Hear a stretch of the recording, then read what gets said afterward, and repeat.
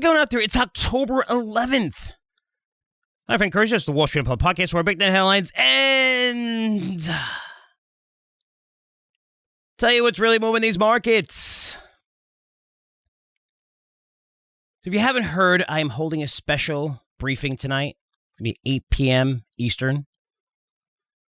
Care about your portfolio? Not seeing it go down another 30% from here? That's just watching it. It's free. It's not going to be that long. And after, I'm going to be able to answer your questions live. 100% live. So I love doing live stuff. I wanted to tape the presentation live, but there was just so much information I wanted to make sure I got in. So the first part's taped. The second part, 100% live. Ask me anything you want. I'm going to be here as long as it takes. But based on the data, which I'm going to show you, the markets have a very good chance of crashing in the next coming weeks. And if it doesn't happen in the next few weeks, it's going to happen over the next 2-3 months. It's inevitable. I don't make that call lightly, but all the data that I'm looking at, which is tons and tons and tons, which you'll see in the presentation, point to that. It's going to be in detail. I'm going to explain everything to you. And again, I'm going to host questions after if you have any, because some of it might be a little bit crazy, but it's important to understand. You might think it's crazy and the markets are down already and, we're down. We should be buying. Stocks always go higher. It's different this time, guys. It's different. I'm going to show you why. And we're already seeing cracks in the foundation. Credit Suisse came out saying they don't have liquidity problems, which means they have liquidity problems. I was joking around about it, but it's not a joke. Banks don't come out and say that unless they have liquidity problems, right? You're not seeing JP Morgan or Bank of America and say, oh, we're a good liquidity position. We know, right? They do stress tests. With Credit Suisse, for them to come out, it's scary. You're looking at almost every company that reported late, right? You have earnings season. Earnings season is going to start in about a week or two, which is why I think, just one out of about 6 or 7 data points, I think the market come down sharply over the next few weeks. But they usually report in a 2 to 3 week period. However, sometimes you have, the stragglers that report a little bit later. And if you're looking at the companies that reported later, and when I say later from last earnings season, meaning they reported in the last week or so, week and a half. So you're looking at FedEx, CarMax, AMD, Levi's, Nike. These were names, most of them were down sharply already, and then they got crushed even further after reporting. You thought they hit a bottom. It's like CarMax, I think, was holding up a little bit better, but now you're seeing autos roll over. But these are companies that got to look at August's results. And not only that, they're able to see more clearly what September order is going to be. And you have to listen to their calls. If you don't want to listen to their calls, you can find their transcripts. Go Google earnings transcripts, and you'll be able to get that for free. And just listen to what they're saying. Almost every one of them not just lowered guidance, but removed guidance or said they really have no clue of what demand's going to be over the next few quarters due to the economy, which is the Fed raising rates aggressively while the market is crashing, by the way, which we've never done. Usually it's the opposite. But there's so much inflation, which is insane. Still over 8%, considering we've never been over 4% annually since 1991. But don't worry, it was transitory. Like the Fed said last year when it was 5%, it's transitory. I love picking on the Fed whenever I can. Now I do. But talking about the cracks, IMF today just cut growth again for the global economy, predicting that it's going to grow 2.3% for 2023. To put that in perspective, in January or in December, they were predicting that 2023, they would see 6% growth. Now it's 2.3%. And I got news for you. The 2.3% is still very aggressive. It's too aggressive. You'll see by the data. Which I'm going to have in my presentation. The IMF also said, and they made it clear, that the worst is yet to come. The United Nations telling the Fed, stop. You need to stop. When have we seen that ever? The UN calling out the Fed? You need to slow down here. Just wait. And look at the Bank of England. Announced today, it's going to intervene again in the bond market. And there's a second rescue package in just the last couple of days? As pension funds are getting margin calls. They're buying bonds, which is essentially QE, right? Quantitative easing. And you think about that, it's crazy. Since the central bank raised rates, which is tightened on September 22nd. They've been raising rates to 2.25% to try to control inflation, which is at 10%. Now they turn around and they're buying bonds. Well, economists are making fun of the central bank. Oh, they're losing credibility and all this, basically for tightening a few weeks ago and now using easy monetary policy. They're doing this because they have to. They don't have a choice. And it shows. I mean, think about it. For them to make an about face in weeks, isn't that something we saw out of Walmart and Target 4 months ago when they reported? So the largest one-day declines since 87. They didn't even get a chance to warn. Didn't we see that with semiconductors? Massive demand. We're going to see growth beyond belief. Now they're sitting on gluts. PC market's dead. Notice how quick this is happening. I mean, it shows you how quickly conditions and sentiment can change when you're raising rates by this much, this fast, which is unprecedented. We've never seen anything like this. I know if you're old school, you're like, well, rates were 20%. Yeah, they went from like 10 to 20%. Actually, a few years before, it went from 6 to 20%. But look at the percentage. You've had 10 to 20. Yeah, you doubled them. If you're looking at the increases from the bottom, right now, 3.25%, we raised rates by 43x. Think about that in terms of payments. Think about how it's going to hit you. And when I say the last 2 rate cuts haven't even been factored in, I say that a lot. What does that mean? Let's put in perspective, okay? Let's say if you normally have $20,000 in the bank and you run your own company, and in the last 2 years, COVID was closed, you got some business loans, and everything went, all of a sudden, we just went gangbusters, right? That's what we saw in 2021. So steep decline, but then everything went back, to normal pretty much by the end of 2021. The markets hit new highs, 2021. And the government through 2021 continued with the stimulus package. Now you have like $50,000, $75,000 in the bank. You see your portfolio going higher. Your home price continues to go higher. You're like, holy shit, man, this is great. And you start spending more, which is fine. Now all of a sudden the Fed starts raising rates. You're seeing your portfolio is down 25% across the board. That's all we're down. The S&P 500 now over 25%. It's crazy. You're looking at your home price declining. Yes, it went up a lot, but it's starting to decline. And now you're looking at your bank balance and all your bills that you're paying getting higher and higher, not just due to inflation, but now they're raising rates. So now what are you doing? Well, you had a nice cushion. You had $20,000 in there, and say you have like $50,000, $70,000 in there. Now you start making these payments, and they're higher. You're seeing bills go higher, and it goes lower and lower and lower, right? So the first couple of months don't really matter. You're like, well, I'm still doing okay. All right, I'll pay for this. I'm going to still pay to go out with my family to eat all the time. Then you notice how this is dwindling and your portfolio keeps coming down and you're seeing your home price come down, right? That's what you're looking at. This is about sentiment. And you're like, holy shit, man, I really need to tighten. Now you start cutting back dramatically and fast because that 70 grand you had in the bank is now 50, is now 45, is now 40. You're like, holy shit. I mean, this is going lower and lower. It takes time. It takes time. Right now, there's so much money injected to the system. You have $11 trillion, but it takes time. It takes a long time. The only comparable market you could see is the NASDAQ crash, the dot-coms, because, the last 2 crashes, and I'll go over that in a minute, we had the Fed there printing money. We don't have the Fed printing money. They're not printing money right now. They're not there. And when you look at the Bank of England, guys, this is not Venezuela. It's not Argentina, Ecuador. It's not Lebanon. This is a developed nation, Bank of England, that's basically... I won't curse. Trapped. It's a new word. They'll be happy. A little swear jar. But they're trapped in trying to control inflation while also not collapsing its entire financial system. And the pound is close to 40-year lows against the dollar right now. It's going to get worse. Even better when the Bank of England raised rates, and this is September 22nd, a couple weeks ago, when they raised by 50 basis points, there was 3 of those 9 members who wanted to raise by 75 basis points. Now, 2 weeks later, the same group is buying bonds. This is what happens. These are central banks. They're supposed to be smarter than everybody. And for you to make that much of a dramatic move in a couple of weeks for a central bank is unheard of. It's crazy. The writing's on the wall here.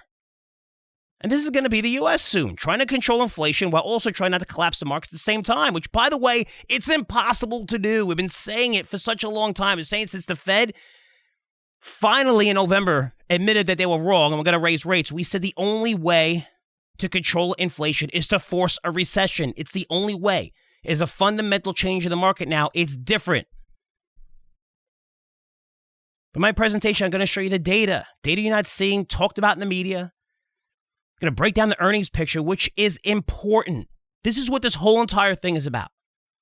Markets coming down is all about earnings. Earnings drive stock prices.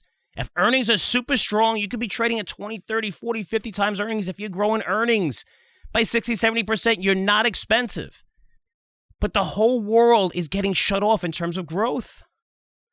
And earnings expectation right now, holy shit, and I am going to curse, holy shit, because they need to come down at least 20% from here, more like 30 or 35%. And let me show you why. Nice bright pictures and make it easy. I mean, the analysts on TV that are telling you, hey, we're down 25%, you should buy. Stocks always go higher in the long term. The market's cheap. They're saying it's cheap because it's trading at 12 times forward earnings. It's not 12 times forward earnings. It's more like 22 times forward earnings. It's all about forward, that estimate. What's that estimate? And they're drastically much higher than they should be. And we have the comparable periods when the Fed wasn't injecting money and when we had higher interest rates. We have the comparable period of where they should be trading. And they're way, way, way, way, way too high. Even JP Morgan, who is the lowest on the street, is way too high. And you're seeing it. That's why companies are removing guidance. FedEx doesn't remove guidance. They never remove guidance. When's the last time you saw that? I don't even think in 2008 they removed guidance. They remove guidance because they believe that there's going to be a massive downturn in earnings that they really can't predict. So you're seeing companies rush to lay off employees. Every technology company. Remember they were, freezing. Microsoft was freezing. Google was freezing. They're laying off now. I mean, you go on and on with all these companies. On and on. Tons of them. Netflix, Microsoft, Peloton, Spotify, Meta, Amazon, Tesla, keep going, Robinhood, all car companies, industrials, banks, laying off. Again, I'm going to show you analysis. You could draw your own conclusions. But I'm not a guy that predicts crashes often or predicts a crash every single year. For the past 20 years when it happens, I tell you, I'm the greatest ever. I told you so. Go on TV, start telling everyone how amazing. No, I don't give a shit about that. I don't make crash calls often. In fact, it's contrary to my business. And I tell you the market's going to crash. Most people buy newsletters to get long positions. So it's not my best interest to be skeptical. But I'm not thinking about the short term. I'm thinking more long term and helping you guys out when the shit hits the fan, and it does. And it's really, really, really bad of things that we've never seen, that I've never seen in my 30-year career. And the good news is I'm going to show you how to position yourself where you can make an absolute killing while stocks are getting crushed. I'm not talking about the next few weeks because I think we really can get a crash next year. You'll see why based on the data points. I mean, good luck with the CPI. Then the PPI and retail sales, good luck. There's a lot of things in October that are huge negatives that we could see everyone just say, okay, I'm out. Again, data shows that we could see a crash in the coming weeks, but even if we don't see it in the coming weeks, you need to realize that this is a market that's going to be incredibly weak for a long time. Much, much longer than people anticipate because we don't have the Fed to lean on. I mentioned it earlier. You might be thinking about 2008 or 2020 type crash in the markets. What happened? We rebounded sharply, right? We got to bounce really quickly in 2020 because we went nuts of spending. And 2008 was not that long. Even towards the end of 2008, stocks ran up before coming back down, right? So it wasn't the whole 2008 that was terrible. You get that rebound pretty quick. But that happened because the Fed printed an insane amount of money to help stabilize the markets. They gave the market a floor. It said, hey, we're here. In the credit crisis, we'll buy all the shit. We got it. Banks, give us all the shit. We'll buy it. We'll take the losses. I told you the worst thing. Not that I hate saying told you so, because I was been wrong on other things and lots of things, but the worst thing that happened during the credit crisis, the worst thing. It's not what the Fed did to have to do and the government did what it have to do and stabilize the system. Okay, it would have been 30% unemployment. The whole financial system collapsed. People couldn't get their monies out of banks. They needed to do something crazy. The worst part of it is that they made a fortune and they made it quickly because everything rebounded so fast. So they didn't see the consequences of their actions. That was the biggest negative. They made an absolute fortune, taking over Fannie and Freddie, buying all the mortgages, buying all the assets, and then all those assets surged in the years ahead. And Fannie and Freddie is still in conservatorship. They made money so fast they didn't have a plan to say, okay, well, how do we get out of this? Well, let's not get out of it. Let's just continue to generate billions and billions of dollars for ourselves every single quarter. Nobody talks about that. But they made a fortune, bailing out AIG, bailing out all the banks and the warrants and all that shit. They made a fortune. The Fed's not there to print money this time. Now, if they want to control inflation, again, inflation is still exceptionally high at 8%. We've never seen 4% inflation in any year prior to 1991. And we're at 8. And you think you're going to see a meaningful pullback? We're not. Because the Fed only looks at two things: unemployment and the CPI. If you listen to past podcasts, you know that the way these two indicators are calculated, and I dug in and went back from 83 to 91, where you saw the CPI revised from the rental portion and the shelter portion, which counts for 30% of CPI. It was revised, I think, 27 times to make sure that that gauge actually stays low for a long period of time. I mean, you look at rentals only went 3%, even during the periods of 2006, 7, or 5, 6, 7, when home prices were going up 20% on average annually then, which led to the bubble. Rentals didn't go up that much.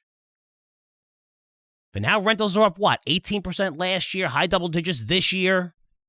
They're not going to go lower because we have a supply problem. Now we're looking at affordability index. And again, I'll cover this in my presentation, which is at 35, 37 years highs where it's less affordable today to purchase a house than any other time in 35 years, which means if there's a supply problem, people have to live. So what are they going to do? They're going to rent, which is going to keep prices higher. And that's scary. Because what does this mean? It means CPI, unemployment, they're not going to come down anytime soon. I'm talking at least over the next 3 months, probably longer, which means the Fed is going to continue raising rates. And they're going to raise them past 4% and keep them there for all 2023. And that is an insane picture. When I close my eyes and think about that in my head, that's insane. Considering right now at 3.25, almost every market one by one is freezing. I mean, housing is done. Housing was done when mortgage rates went past 5% to 7%. The semiconductor companies, I mentioned them earlier. I mean, holy cow. Look at all the warnings, the massive warnings. AMD, the latest PC sales. They said they're crashing. They didn't say supply chain concerns this time. Now they're talking about demand. This is AMD, one of the biggest growth companies in semis for a long time.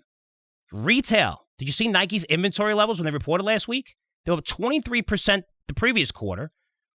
And when you have a big retail like that, even Walmart did a good job selling off their inventory. You got to sell at cheaper prices. It's seasonal. So people are expecting, they got rid of a lot of inventory. Yeah, margins are going to get hit. Their inventory levels went up another 44%, meaning, holy shit, we're lowering prices and we still can't sell our goods and clothing. 44%. Look at autos. Seeing downgrades of Ford. Demand's not there. You're building all this stuff. You had supply chain concerns, so all this demand. So you did everything you can, spending a fortune, building more factories, and in an instant, boom, demand's gone.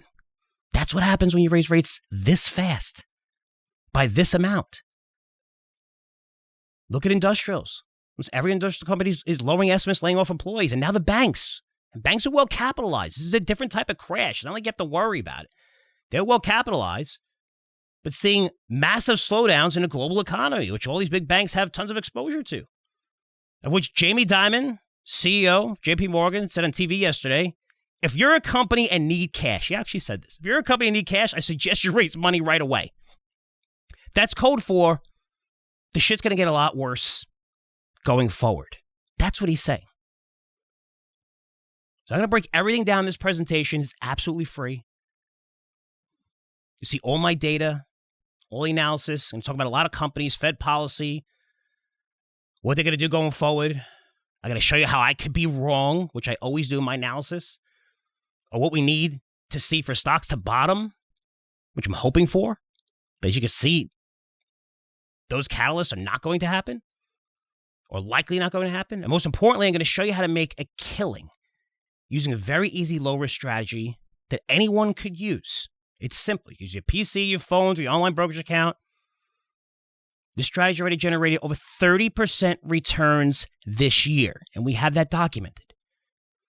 That figure doesn't tell the whole story, because many of these positions were closed out in less than a few months. So if you're using an annualized return, the average position has gained 130% this year. while the S&P 500 is down 25% and the NASDAQ is down 32% through September. And this isn't just like cherry picking. These are the returns. This is based on 12 closing trades this year, with 6 are triple-digit winners. One closed out for 217%, the other for 271% returns. And again, these gains came in just a few months. This is how the best investors in the world play these markets, which they love to see. They love to see markets like this. They don't happen often. We see massive pullback and assets are insanely cheap, but you see the most experienced people in the markets. They tighten up because they want to have as much money as possible when we bottom, which we will bottom. It's just not going to happen as quick as everybody believes. It's going to take a while, a long while this time. So it's not just, let me go into cash or let me buy some of the safe haven companies that are paying, nice dividends. Well, let me tell you something. The average dividend on the S&P 500 is 1.8%. The 2-year is 4.2, 4.3%. Why even take the risk for? Just buy the 2-year. Why take the risk for with everything going on, with all this uncertainty? With central banks for developed nations confused as hell and have no idea what to do and can't even tell you what to do. With industry by industry seeing demand destruction, and we're not even close to being done yet. I mean, even if the Fed stops, which is called a pivot, that's not really a pivot. A pivot is doing the opposite, which lower rates. They're not going to lower rates for a very, very long time, especially with inflation at 8%. But even if they, I'll use their definition, pivot and stop, it's not going to get any better. People aren't going to suddenly say, oh, wow, the Fed stopped. I'm going to go out and buy a home and take out a mortgage at 6%, 5.5%. And we still haven't seen the damage from what the Fed has done so far. And that's the catalyst. That's a bull catalyst that's being talked about. Oh, the Fed's going to just wait and see. I thought that was the case 3 months ago, and they were like, they were going to be done. I had no idea they're going to continue on the pace. And they're going to continue because they look at 2 indicators, lagging indicators that are flawed, that are calculated wrong, which I'll explain in my presentation. But you need to protect yourself. But the best investors welcome this type of market. So we're not talking about going to cash or buying the bit. We're talking about making a killing while stocks get killed. And it's a nice situation to be in because you are usually the person that gets effed all the time with SPACs, right? They only work, the retail environment needs to buy these things and needs to be sold these things at 100 times sales and 50 times sales and buy them at 10, 12, 15, while everyone else who's selling to you bought them at $1 and below. You don't know that. Retail investor, you guys always getting screwed, You know what? Let's make money this time as everybody else gets screwed. As companies overshot, overspent. We got a Fed who's a bunch of idiots that should be fired right away. They're not qualified to be in this market. We saw that. Everything they've learned for 40 years plus told them last year when inflation was at 5% is going to be transitory. And just a year later, now, not only is it transitory, we're going to raise rates by the fastest amount ever and continue, and it's going to last forever. I mean, come on. You are not qualified to run the most powerful organization in the world, which can cause a global recession and a depression, which they're on their way of doing. But the people who make the most money and do well, they welcome these markets and they make a killing on the way down. That's how you create generational wealth. Money can be passed down to your kids or your kids' kids. You may think that happens when bull markets. Everybody makes money in bull markets. Bull markets go high. Everyone's a genius. It's the people who position themselves now. When the shit hits the fan, like we're supposed to see every 3, 4 years, 5 years of recession, but the Fed didn't allow it. All that money printing, all that spending for 12, 13, 14 years. Now's the time you got to take your medicine, and the Fed's taking their medicine. And they're not going to be there. They're not going to be there for you. It's important for you to understand that, guys. And we saw a market with the NASDAQ crash. And if you go back to the prior 3 crashes and going back .com, and we went to that recession, right, from 2000, 2001, 2002, all through 2001, the Fed, I want to say, lowered rates. I think it was 6% to 1.75%, all 50 basis and 25 basis, nothing even close to 75. They went like, no way. Right, so they started cutting rates tremendously through 2001. At least 10 times. It's like 8 to 10 times. And then you had 2022, they lowered them, and then 2023, you lowered them again. And through that period of 3 years, the markets kept coming down and coming down and coming down despite lowering. That's how long it takes to filter through the system. Now, why didn't we see the quick pop like we saw in 2008, 2020? It's because the Fed was printing money recklessly. Recklessly. The Fed's not printing money this time. They're not there for you. So we're likely going to see, if you want a comparable market, it's probably going to be the .com, where it's going to be long drawn out. It's going to happen right away. And maybe there's effects that won't happen right away. We're going to election year. We know what politicians could do and let out prisoners before and, really load a strategic oil reserve, which every single president has done ahead of an election. Not to this extent. Again, that's what they care about, power. But this is your opportunity. Forget about the Fed. I don't care what side you're on. The politicians don't give a shit about you. You should know that no matter what side you're on. They only care about power. You know that. This is your opportunity to make a killing while these guys get smoked for the first time. I'm going to teach you how to do it. And it's a very easy strategy. And it's already worked. It's proven. You'll see the results. The presentation's for free. I don't have these special briefings often. Last time I did it was in February, telling you the market crash was imminent. That was 2 weeks before COVID, and it's based on similar research you're going to see in this presentation. And I thought the market was going to crash in 2019. Earnings did not grow from 2018 to 2019. We were trading at 25 times forward earnings because the market surged that year.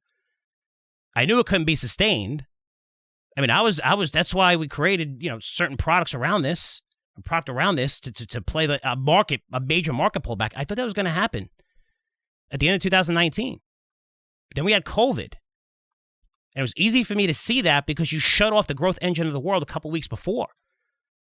And there's no way we could sustain 25 times forward earnings, which is insane. You couldn't sustain it. It was pretty easy to see. It wasn't that difficult to see the valuations where, again, if you have growth, you could trade 25, 50 times forward. You had no growth. They're the growth engine of the world, China. And you didn't see slowdown in China. They shut off the country. And by the way, those of you who feel that or believe that a big catalyst is going to be China and no zero COVID policy. Well, I mean, that changed in the last few days, right? I mean, person sneezes and you shut off the entire province, which, those provinces, some of them are bigger than the population of the U.S. But they just did it again. What happened? You saw a lot of casino stocks get nailed and destroyed in the past few days. That was the last time I had one of these special briefings. I don't remember having one any other time before. I don't have them often. But pay attention. It's a free. But you look at what the Fed is doing right now, even compared to that market, with China, the Fed's doing the same thing, right? They're shutting down growth, destroying demand. And they're going to be doing this for the next 15 months. That's what they projected, for the next 15 months. So again, presentation, 8 p.m. tonight Eastern. You can register by going to a site, curzioresearch.com. If you're on a free email list, you'll probably receive an email or two about it with the link to register. Again, absolutely free. And after the presentation, I'm going to be taking your questions live. With my boy Daniel Creech, going to be feeding me the questions, and I'm going to be here, I promise you, for as long as it takes. And try to help you weather this tsunami that's unfortunately going to get a lot worse before it gets better. So I know a lot of you who got those emails were able to submit questions. We have lots of questions already, but a lot of the questions we're going to take live. Anything you want to know, especially about the presentation. It's a lot of numbers, a lot of figures. I had to go deep into it. So any questions you have, feel free to ask. And again, I'll be here for a while for you guys. I'll just answer them, have fun, drinking tea or whatever and hanging out. Make fun of me, whatever you want. But please, listen to this presentation. It's very, very serious. Your portfolios are at risk. Instead of just going to cash, I'll show you a way that you can make a lot of money off this market as it continues to fall. So I hope to see you there. If so, I'll speak to you soon. Take care.